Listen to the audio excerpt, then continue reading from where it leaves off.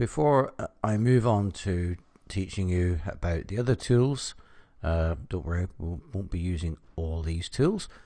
I feel it's important at this stage to give you an understanding about layers. Now, if you look in this panel over here, this will display your layers. Now, some of them are unticked in these examples, but don't worry about that. I'm just going to show you that the ones that are ticked are different layers. Now, before I explain that to you, I just want to show you what's possible. This image is created from layers. It's how you're able to do effects like that. I'll just close that one. Don't need to change it. This train's coming through a hole and going beyond it from behind, so it's coming out through the front of your book, that sort of thing, is possible through layers. And this is possible because of layers. So effects like that, and all of the images are possible because we're using layers and special effects, which I'll be teaching you. Now, this is what I mean by layers. Imagine there's a picture and it's got red, blue, and it's got green.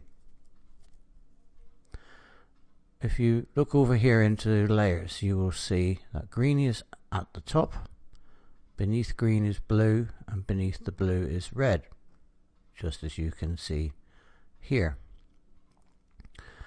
This means that if those layers are one above the other, you wouldn't be able to see the blue and the green, the blue and the red, because the green would be on top. Now, if you wanted to move these layers about so the green is underneath the blue, you would click with your mouse and drag it down and let it go to where you want it to appear. So if I was to let it go there, the blue now is at the top of the green and the green appears beneath it. Same with the red. If I was to move that up, it would be there, or red at the top, it would be there.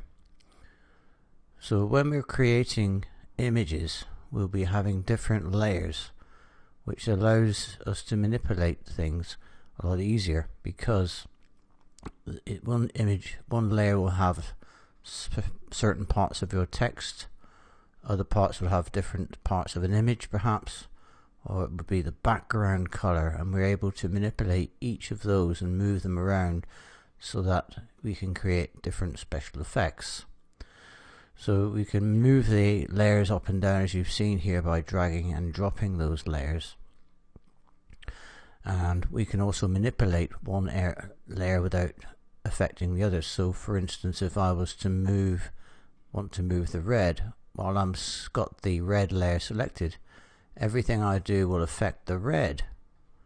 But as you can see, it's not affecting the blue and green. If I was to move it in the blue, what I do there will affect what is in that layer only, and not these.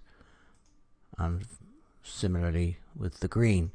So that is how the layers are composed. So that's the important thing to remember, is the layer that you're on is the one that will be affected by what you do with your tools on here.